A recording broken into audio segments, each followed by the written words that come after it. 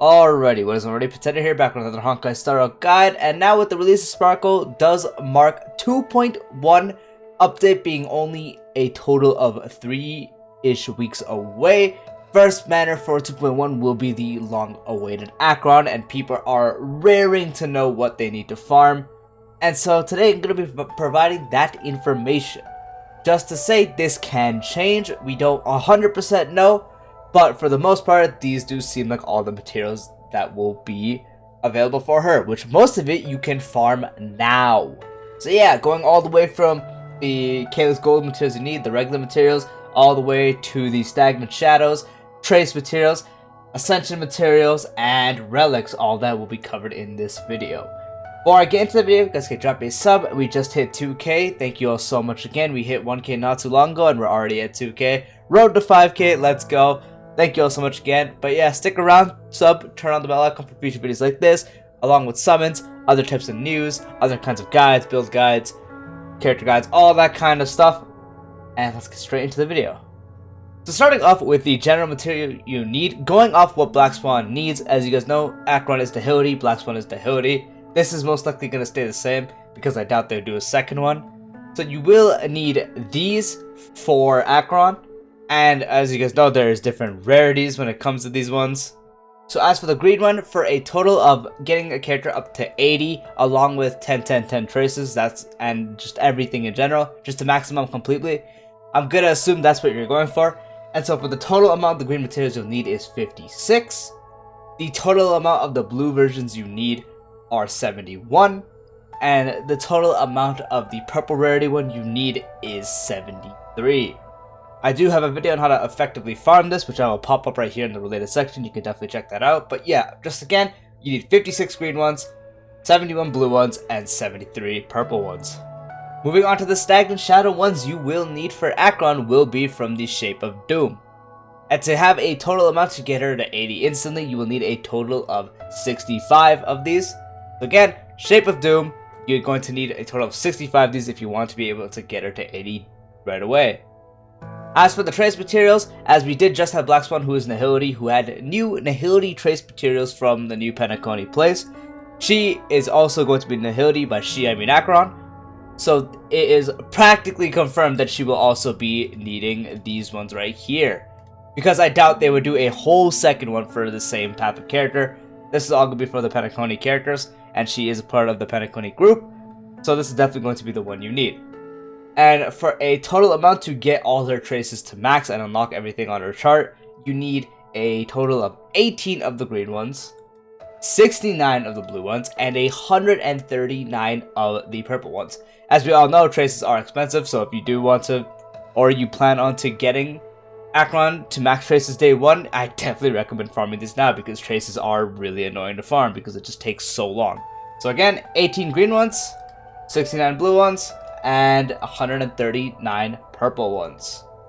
Now, as for the Echo of War, she is going to be using the one we got from the Bug Weekly. This one came out with the 1.6 update, and you need a total of 12 of these to be able to unlock all the traces that do need them. So just a total of 12 of these. If you are at a high rank, you get 3 per run. So you just need to do 4 runs of these and you'll have enough. So pretty much just need to do 1 for an entire week and then 1 extra the next week and you're good to go. And just like every other character, she will need Tracks of Destiny for her traces, and you need a total of 8 of these, because every character uses a total of 8 of these. So make sure you have 8 of these if you want to max her out. And as for books, if you do want to 80 her day 1, you need practically 289 of the purple books with a bit of these. But if you have 289 of these, you also would probably have some of these.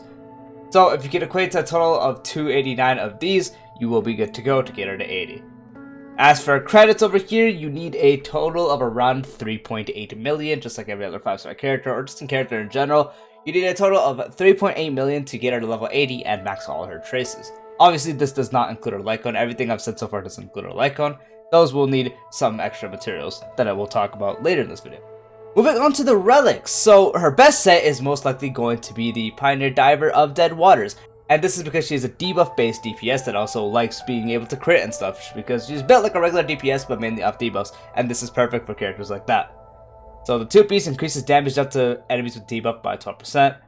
4-piece increases its crit rate by 4%, and the wearer deals 8%/12% increased crit damage to enemies with at least 2/3 debuffs. So if you have 2 debuffs, Acheron would do 8% increased crit damage, and if you have 3 debuffs on the enemy, you deal 12% more crit damage. Again, 2 debuffs equals 8% increased crit damage, 3 debuffs equals 12% increased crit damage to enemies. After the wearer inflicts a debuff on enemy targets, the aforementioned effects increase by 100% lasting for 1 turn. So this is going to be her best set overall to run. Mainly due to the fact that she can use everything here. Having an increase to crit rate, crit damage would be great. They're always going to be practically debuffed because you need to debuff them to get stacks for the ult. So for the most part, enemies will always be debuffed. So you always have the 2-piece active, and then the 4-piece will always practically be active as well. So just getting a bunch of damage overall. If you do not have that, you could also do 2-piece of the lightning set, which would increase your lightning damage by 10%. Along with that, you could also do 2-piece musketeers. So you get a 12% increase to your attack and a 10% increase to your lightning damage. That is also a better option to do if you do not have Pioneer sets, or if you don't get enough on time, which can happen because relics are rough. But overall, the debuff set will be the best set. Moving on to her planner ornaments, the best set will be an upcoming one that will be also a part of the 2.1 update. So if you want to wait to get her best one, I definitely would wait for the update to come out. But if you don't care about that one and you want to farm now, Acheron NOW will be really good for her because it gives her more crit rate, increases it by 8%. And when she would reach 50% or higher crit rate, which I'd hope you'd get because 50% crit rate is pretty normal and you'd want more than that actually, the wearer's ultimate and follow-up attack damage increases by 15%. So her main damage source will come from her ultimate, and the ultimate will be doing more damage. So overall, this will be a really, really good DPS option for her. If you can get her to 160 speed, which might be difficult, Glamoth would be another really good set because you get damaged out with attack percent. So this is also a very good option to do. And if you don't have any of those, Space Stealing Station is another alright option because it just gives you just a 24% attack boost if you have 120 speed or higher, which is really easy to do. So this overall is a very nice set you could also have, assuming you have it, because I doubt you'd go out of your way to farm this. But for the most part, Acheron NOW overall will be the best one. Unless you're waiting for the new one to come out. If you want to wait for that one, that will probably be her best one. I'll not get into it, but it will be coming, so I'd recommend waiting. But again, if you're impatient for it, Acheron NOW is good. Glamoth for only if you can hit 160 speed, which might prove to be difficult. But again, if you can hit 160 speed, this becomes a really good option. And besides that, Space Stealing Station is another good option you can use.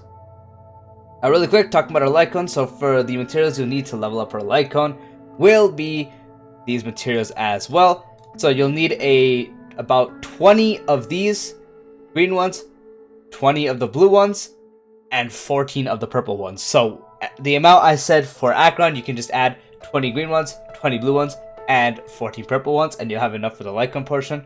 The other trace material needed will also be the same one as Acheron would use for the Nihility ones. So for these, you need 4 of the green ones, 12 of the blue ones, and 15 of the purple ones. So the amount I said for Acheron, just add 4 to the green, 12 to the blue, and 15 to the purple. So yeah, that is practically all you need to be pre-farming right now for Acheron. So just to reiterate, these materials for the general stuff, trace materials overall will just be these Nihility ones in the Penacony update. For the Echo of War, you'll need 12 of these relics, prioritizing the debuff set. If not, 2-piece lightning, 2-piece musketeers. Stagnant Shadow will be the Shape of Doom, 65 of these. Planner ornaments, again, recommend waiting for the new one. If not, Acheron NOW, Glamoth if you can hit 160 speed or higher, or if you already have some good ones, Space Stealing Station. And yeah, so that is the video. If you guys found this helpful, let me know, and I'll see you guys next time. Peace out.